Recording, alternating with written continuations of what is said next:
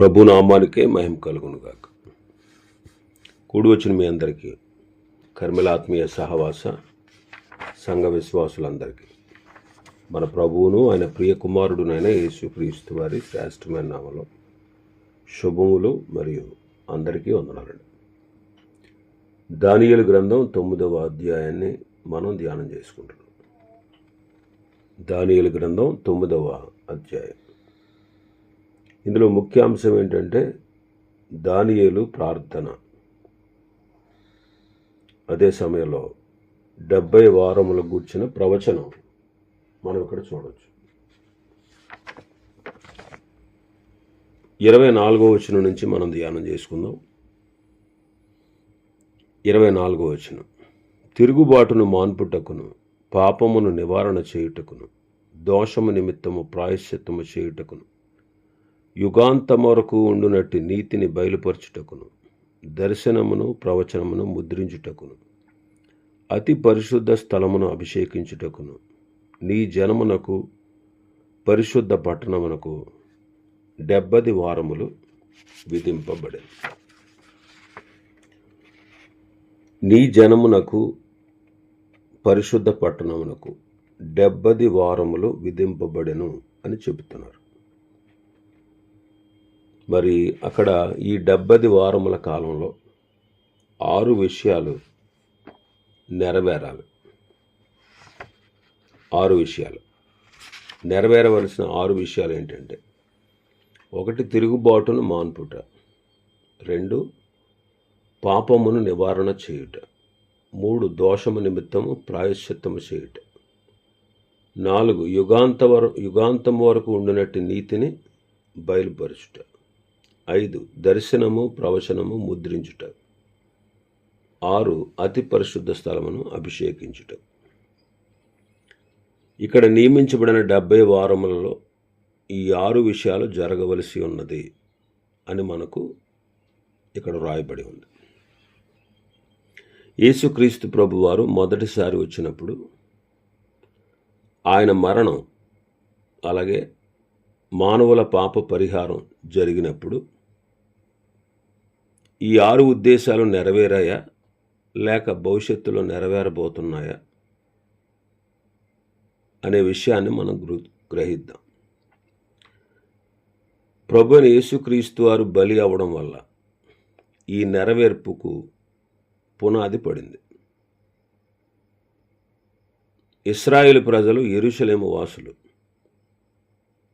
వారు ప్రభువైన యేసుక్రీస్తు మీద తిరుగుబాటు చేసి ఆయనను సిలువ వేసినవారు. అప్పుడు ఈ ప్రవచనాలు నెరవేరలేదు అని మనకు తెలుస్తూ ఉంది. భవిష్యత్తులో నెరవేరవలసి ఉన్నది అని మనకు అర్థమవుతోంది. 1, తిరుగుబాటును మాన్పుట. తిరుగుబాటును మాన్పుట అంటే ఏంటి? ఈ ప్రవచనం దానియేలు జనాంగమైన ఇశ్రాయేలీలకు సంబంధించినది. దానియేలు తన ప్రార్థనలు ఎన్నోసార్లు ప్రభు దగ్గర ఒప్పుకున్నాడు.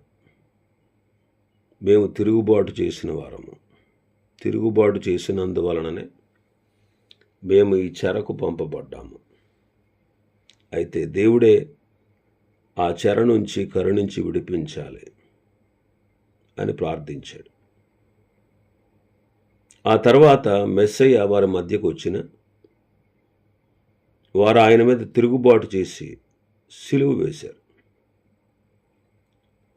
ప్రభువైన యేసుక్రీస్తు వారిని సిలువకు అప్పగించిన కారణంగా వాళ్ళు అన్నారు కదా, ఆయన రక్తము మా మీద మా పిల్లల మీద ఉండునుగాక అని. క్రీస్తు శకం 70లో వారు శిక్షించబడి ప్రపంచ దేశాల్లో చెదిరిపోయారు. నేటి వరకు కూడా మెస్సయ్య వచ్చాడన్న సంగతి వారు ఇంకా నమ్మలేని స్థితిలో ఉన్నారు. ఇప్పుడు వారు సమకూర్చబడుతున్నారు, కానీ ఇశ్రాయేలు జనాంగం రీత్యా వారికి కఠిన మనస్సే ఉంది. రోమాపత్రికలో చెప్పబడినట్టు వారికి ఇంకా కఠినమైన మనస్సు ఉంది. రోమాపత్రిక 11:25 మనం చదువుతాం. సహోదరులారా, మీ దృష్టికి మీరే బుద్ధిమంతులు మనం అనుకొనుకున్నట్లు ఈ మర్మము మీరు తెలుసుకుని కోరుచున్నాను. అదేమనగా అన్ని జనుల ప్రవేశము సంపూర్ణ మగు వరకు ఇశ్రాయేలునకు కఠిన మనసు కొంత మట్టుకు కలిగను. వారు ప్రవేశించినప్పుడు విమోచకుడు సీయోనులో నుండి వచ్చి యాకోబులో నుండి భక్తిహీనతను తొలగించును. నేను వారి పాపములను పరిహరించినప్పుడు నా వలన వారికి కలుగు నిబంధన ఇదియే అని వ్రాయబడినట్టు ఇశ్రాయేలు జనులందరూ రక్షింపబడతారు. కాబట్టి ప్రభు రెండోసారి వచ్చినప్పుడు, భూమి మీదకు వచ్చినప్పుడు వారు ఆయన్ని గుర్తించి ప్రలాపిస్తారు. అప్పుడు తిరుగుబాటు చేయడం అంతమవుతుంది. తిరుగుబాటు మాన్పుట అప్పుడే జరుగుతుంది. రెండవది పాపము నివారణ చేయుట.